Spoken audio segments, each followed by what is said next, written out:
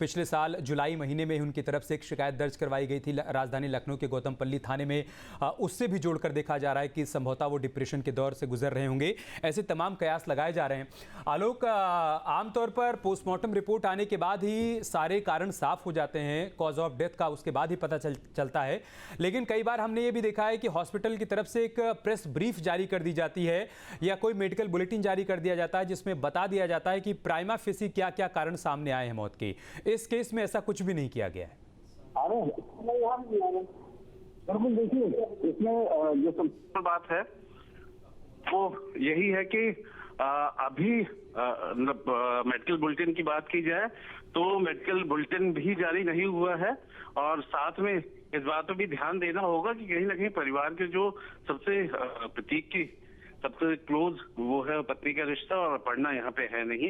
इस वजह से बहुत सारी तस्वीरें अभी साफ नहीं हुई है क्योंकि ऑफिशियली डॉक्टर क्या कम्युनिकेट करता है सुबह से लेकर शाम तक, और अपर्णा का भाई यहीं इसी बंगले पे था, उनका एक दोस्त था जो बताया जा रहा है। अभी सबसे बड़ा जो शब्द है कि डायरेक्ट कोई कम्युनिकेशन हम लोगों से किसी ने नहीं किया है, इसलिए बहुत सारी चीजें कयासों पे चल रही हैं। सुबह की घटना से लेकर के अब तक जो भी घटनाएं हुई हैं सारे उसमें अपर्णा ही इन सब बातों को साफ कर सकती हैं और उनके आने का इंतजार हो रहा है। उसके बाद अंतिम संस्कार किया जाएगा प्रतीक का, जहां पे प्रतीक की मां साधना गुप्ता का किया गया था पिपरा घाट। सारी तैयारियां एक तौर पे हो चुकी हैं क्योंकि पोस्टमार्टम। आलोक आप ये बता रहे हैं कि घर पर अपर्णा के भाई मतलब प्रतीक के साले मौजूद थे। हमने देखा पोस्टमार्टम हाउस के बाहर तो वो बैठे हुए थे अमन बिष्ट। क्या बीती रात भी अमन बिष्ट प्रतीक के साथ ही थे? और जिस दोस्त का आप जिक्र कर रहे थे क्या वो दोस्त भी घर के भीतर ही मौजूद था?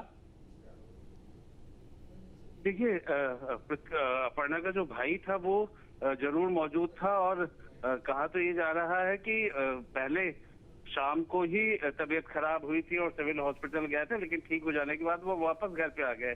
फिर अचानक से सवेरे 4 बजे के आसपास तबीयत खराब होती है और उसके बाद दोस्त वाली जो स्थिति है क्या वो पहले से ही, चूंकि कल शाम को अगर खराब हुई है और दोस्त पहले से ही एहतियातन आ गया हो कि रहने पे ठीक रहेगा, तो वो बात अभी साफ नहीं है। लेकिन दोस्त और अपर्णा का भाई अमन दोनों लोग वहां सिविल हॉस्पिटल लेके जाते हैं और उसके बाद तो चीजें बिल्कुल सामने एक बार पोस्टमार्टम हाउस का रुख कर लेते हैं। आलोक आप बने रहे हमारे साथ। वहां से निखिल हमारे साथ जुड़ चुके हैं। निखिल, वहां से क्या अपडेट, क्या जानकारी? आप बता रहे थे कि पोस्टमार्टम की प्रक्रिया पूरी हो गई है, उसके बाद करीब कागजी कार्यवाही भी पूरी कर ली गई है, तो क्या अभी सिर्फ अपर्णा के वहां पहुंचने का इंतजार किया जा रहा है, उसके बाद डेड बॉडी हैंड ओवर की जाएगी?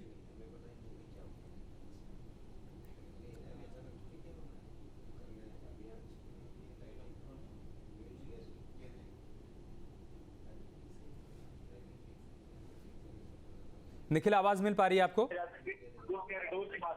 जी, अपनी बात कंटिन्यू करिए। जाएंगी और अंदर जाके जो पेपर्स है वहां पर उनको साइन करेंगी।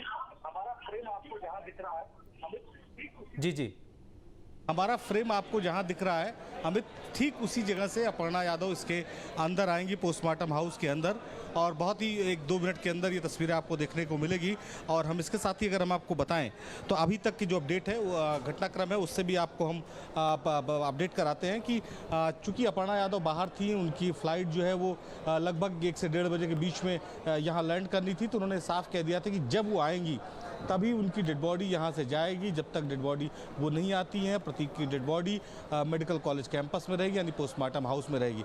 परिवार के तमाम सदस्य, उनके जो है भाई अमन और उनके पिता अरविंद, दोनों यहाँ पर मौजूद हैं और इस कमरे के अंदर ही उन लोगों को बैठाया गया है और यहाँ से निकलकर जो है वो सभी अपर्णा को का वो पेपर जो है वो साइन करवाएंगे और उसके बाद अपर्णा को डेड बॉडी हैंडओवर की जाएगी। उनकी जो है डेड बॉडी की अगर हम बात करें तो उनका पोस्टमार्टम जो है यहाँ इसी पीछे, हमारे जो ठीक पीछे पोस्टमार्टम हाउस है, इसके अंदर चल रहा था। तो बहुत सारे लोग हैं जो वहाँ पर वो कर रहे थे कि हो गया पोस्टमार्टम, हो गया, काफ़ी वक्त हो गया, काफ़ी वक्त हो गया। अब आ रही हैं वो डेड बॉडी, आप लोग हैंडओवर कर बस कर रहे हैं, वो आ जाएंगे, वो कर देंगे। कुछ पेपर आप लोग साइन कराते हैं? वो पुलिस लगाते हैं, पुलिस वाले जी। वो पुलिस जब साइन करा के आपको देगी तब? बस तुरंत जी। कह रहे थे चोट के निशान भी उनके थे? नहीं, हम लोग देखा नहीं है लोगों ने, वो तो डॉक्टर साहब ने रिपोर्ट बनाई, वही जाने। कितने डॉक्टरों का पैनल था? 4 डॉक्टर? हाँ, 4-5 थे। सब वीडियो रिकॉर्डिंग आप लोग कराते हैं? सब तो मतलब 1 घंटा लगा होगा पोस्टमार्टम में सुबह के वक्त? लगभग 1.5 घंटा। कम से कम ये पोस्टमार्टम की टीम में जो लोग काम करते हैं वो ये हैं, बता रहे हैं कि लगभग 1.5 घंटा लगा था पोस्टमार्टम में। प्रतीक का पोस्टमार्टम हो गया, मतलब कोई इंजरी से बाहर नहीं दिख रही? नहीं, कोई इंजरी नहीं दिख रही थी, जिसकी बात सुबह से चर्चा जो है वो की जा रही थी कि उनको कोई इंजरी हो सकती है, उनको कोई नीला निशान है। कई लोग ये बात कह रहे थे। अब जो स्थिति है वो धीरे धीरे साफ होती दिख रही। परिवार के कई सदस्यों ने भी ये बात की थी। तो पूरी टीम तैयार है, जैसे ही उधर से मैसेज होगा अपर्णा यहाँ पहुँचेंगी, पुलिस से पेपर साइन करके डेड बॉडी हैंडओवर लेंगी और उसके बाद जो प्रतीक की बॉडी है वो यहाँ से वो लेकर जाएंगी अपने आवास पर। वहाँ पर जो है उनके अंतिम संस्कार की प्रक्रिया की तरफ ये पूरा घटनाक्रम है जो आगे बढ़ेगा।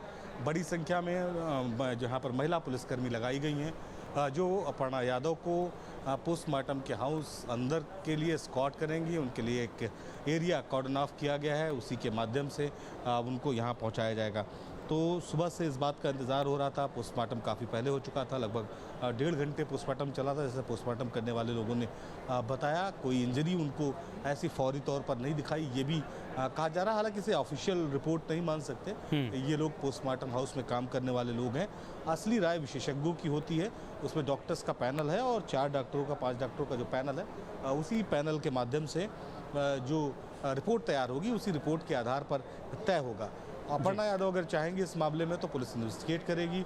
अगर अपर्णा यादव इसे एक नॉर्मल बीमारी की डेथ मानती हैं तो इसमें कोई पुलिस इन्वेस्टिगेशन नहीं होगा। हालांकि पुलिस ने उनके घर को जाके उनके कमरे को जिस रूम में थे उसमें सील कर दिया है, उनके किचन को सील कर दिया है और इसके साथ ही जो उनके गैजेट्स हैं, चाहे उनका लैपटॉप हो, चाहे उनका फ़ोन हो, उसको पुलिस ने USB ड्राइव के साथ अपने कब्जे में ले लिया, सील कर दिया। उनकी एक डायरी, ऐसा बताया जा रहा है कि डायरी भी थी, उसको भी सील कर दिया है। अब सब कुछ अपर्णा यादव के ऊपर निर्भर करेगा, क्योंकि वो बहुत सुबह से वो लगातार प्रयास कर रही थी लखनऊ पहुंचने का। कनेक्टिंग फ्लाइट से वो आ रही, इसलिए लंबा वक्त उनको यहाँ पर आने में लग गया, यहाँ पहुँचने में लग गया। तो अब वो 2-4-5 मिनट के अंतर में माना जा रहा है कि यहाँ पर पहुँच जाएंगे। इसके बाद डेड बॉडी निखिल लगभग 10 मिनट पहले उनकी जो फ्लाइट थी वो लैंड हुई थी और जैसा कि आप बता रहे हैं कि किसी भी वक्त यहाँ पर अपर्णा पहुँच सकती हैं। बाहर हम देख पा रहे हैं कि वो शव वाहन भी तैयार कर दिया गया है। अपर्णा के पहुँचने के बाद डेड बॉडी हैंडओवर की जाएगी, उसके बाद यहाँ से पार्थिव शरीर को लेकर जाया जाएगा। हमने सुबह तस्वीर देखी निखिल, यहाँ पर अखिलेश यादव पहुँचे, उन्होंने मीडिया से बातचीत भी की और अपर्णा के भाई सुबह से वहाँ पर मौजूद ही हैं। क्या परिवार का कोई और भी सदस्य आपको वहाँ पर नजर आया? शिवपाल यादव को लेकर कोई जानकारी हो या फिर यादव परिवार से कोई और सदस्य जो वहाँ पर पहुँचा हो, उनके बारे में कोई जानकारी?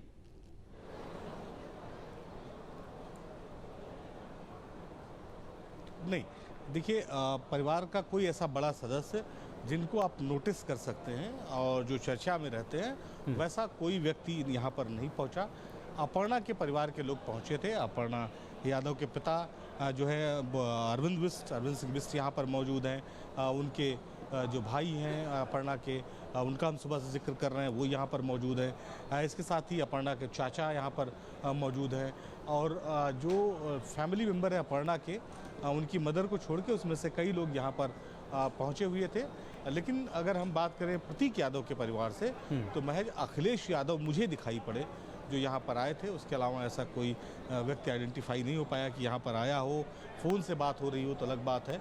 तो अब जब यहाँ से उनकी डेड बॉडी जाएगी, चूँकि अपर्णा ने साफ कह दिया था कि वो खुद डेड बॉडी रिसीव करेंगी आकर, उन्होंने इसके लिए बाकायदा पुलिस को फ़ोन किया था।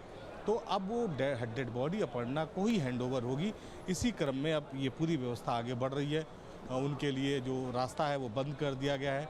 एयरपोर्ट से उनको एक ग्रीन कॉरिडोर बनाकर लाया जा रहा है। उनके जो पहले वो शहीद पथ पर पहुंचेंगे, शहीद पथ से वो G20 रोड होते हुए नया जो ग्रीन कॉरिडोर बना है लखनऊ का, उससे होते हुए पोस्टमार्टम हाउस पहुंचेंगे और पोस्टमार्टम हाउस से जो डेड बॉडी है वो यहाँ से वो लेकर निकलेंगी। बहुत वक्त नहीं लगना है यहाँ किसी पेपर प्रोसीजर में, क्योंकि सब कुछ तैयार है। एक सिग्नेचर हैंडओवर करना है अपर्णा यादव को और 2 उसमें जो है वो विटनेस होने हैं। वो दोनों विटनेस भी अंदर तैयार हैं और उनके विटनेस के आधार पर यहाँ पर जो है वो उनको डेड बॉडी हैंड ओवर कर दी जाएगी। ठीक है निखिल, थोड़ी देर पहले जब कई अखिलेश तरीके यादव के आए थे, सवाल भी उठ अखिलेश रहे हैं। यादव चूंकि ने संदिग्ध परिस्थितियों में मौत हुई है तो सवाल बहुत स्वाभाविक हैं। वो सवाल भी इस वक्त हम अपनी स्क्रीन पर दिखा रहे हैं कि क्या कारोबार में धोखे के चलते वो परेशान थे, डिप्रेशन में थे, कारोबार में जो घाटा हुआ था उसकी वजह से परेशान चल रहे थे। सिविल हॉस्पिटल मंगलवार की रात वो किन परिस्थितियों में गए, एक जानकारी ये भी आ रही है। रात में प्रतीक यादव के साथ क्या हुआ, सवाल ये भी खड़ा हो रहा है। क्या फेफड़ों की जो बीमारी उनको थी उसकी वजह से वो परेशान थे, ज़्यादा गंभीर उनको बीमारी हो गई थी, इस वजह से उनकी जान चली गई। ऐसे तमाम सवाल हैं निखिल, इन सवालों का जवाब मिलना आवश्यक है और जाहिर सी बात है कि पोस्टमार्टम रिपोर्ट आएगी, उसके बाद ही इन सारे सवालों का जवाब मिल पाएगा। लेकिन फिर भी क्या प्राइमा फेसी प्राइमरी स्तर पर कोई भी जानकारी डॉक्टर्स की तरफ से, हॉस्पिटल की तरफ से साझा की गई है निखिल?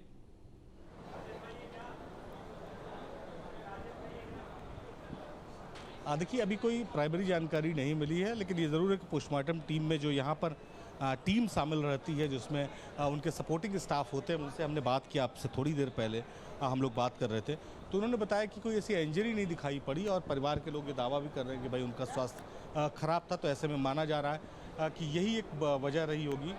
पुलिस अब यहाँ की अगर तस्वीरों की बताएं काफ़ी सक्रिय हो गई। थोड़ी देर पहले पुलिस हमें यहाँ से हटाने की कोशिश कर रही थी कि किसी तरह की व्यवधान।